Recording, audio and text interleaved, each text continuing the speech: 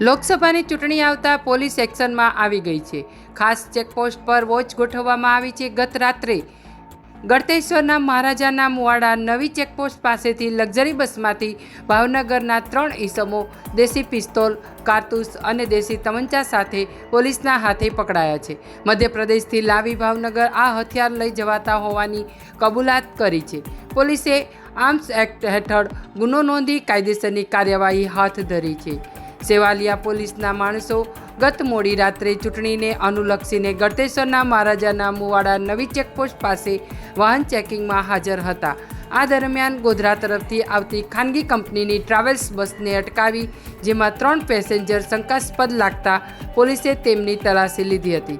દરમિયાન આ 3 ઈસમો પાસેથી 2 દેશી પિસ્તોલ, કારતૂસ અને 1 દેશી તમંચો મળી આવ્યો હતો।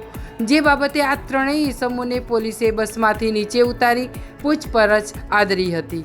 3 આરોપીની પૂછપરછ કરતા આ 3 આરોપીએ જણાવ્યું કે આ હથિયારો અને કારતૂસ મધ્યપ્રદેશના કુક્ષી ખાતેથી સરદાર નામના ઈસમે આપ્યા છે અને અમે ભાવનગર લઈ જતા હતા।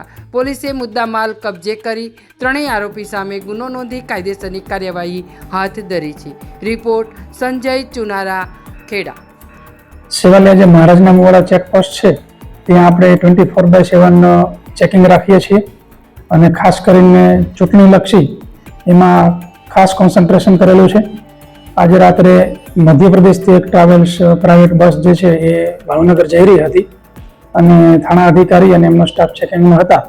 આ દરમિયાન લોકોને ચેકિંગ કરતા 3 શંકાસ્પદ લોકો મળી આવેલા અને એમને વિગતવાર ચેક કરતા 3 પાસેથી વેપન મળેલા, 2 પાસેથી પિસ્ટલ અને 1 પાસેથી દેશી તમંચો અને 9 જેટલા કાર્ટ્રિજ મળી આવેલા। ત્યારબાદ કાયદેસરની કાર્યવાહી કરી વિગતે એમની પૂછપરછ કરતા આ જે 3 આરોપીઓ છે મજબૂતસિંહ, નરેશભાઈ અને દિલીપભાઈ, 3નો ભાવનગર જિલ્લા ખાતે ગુનાહિત ઇતિહાસ છે। ઘણા બધા ગુના દાખલ થયેલા છે અને એમાં ગંભીર ગુનાઓ પણ છે। અલગ અલગ આરોપીઓની વિરુદ્ધમાં જોઈએ તો murder, 307, arms act, prohibition, rioting એવા અલગ અલગ ગંભીર ગુનાઓ અલગ અલગ આરોપીઓની વિરુદ્ધમાં દાખલ થયેલા છે। હાલમાં એમની ધરપકડ કરી આગળની કાર્યવાહી ચાલુ છે અને મૂળ આ વેપન જ્યાંથી લાવ્યા હતા એમનું પણ આરોપીમાં નામ ખોલેલ છે અને વેપન લઈ જવાનો હેતુ શું હતો એ બાબતે ખાસ તપાસ કરવામાં આવશે। સાહેબ, આ નાસ્તા ફરતા આરોપી હતા કે એ હાલ અમે ભાવનગર પોલીસના સંપર્કમાં છીએ અને ટેકનિકલ રીતે જે માહિતી મળે એ જે ઓનલાઈન જે માહિતી મેળવેલી છે એમાં તો એ લોકોની ધરપકડ થઈ અને જામીન થયેલા છે, પરંતુ અન્ય કોઈ ગુનાની અંદર વોન્ટેડ છે કે કેમ, કારણ કે 3 આરોપીઓ જે છે એનો ગંભીર ગુનાહિત ઇતિહાસ છે, ઘણા બધા ગુનાઓ છે। અન્ય કોઈ એવા ગુના છે કે જેમાં બાકી હોય તો એ બાબતે ભાવનગર પોલીસનો સંપર્ક અમે કરેલ છે।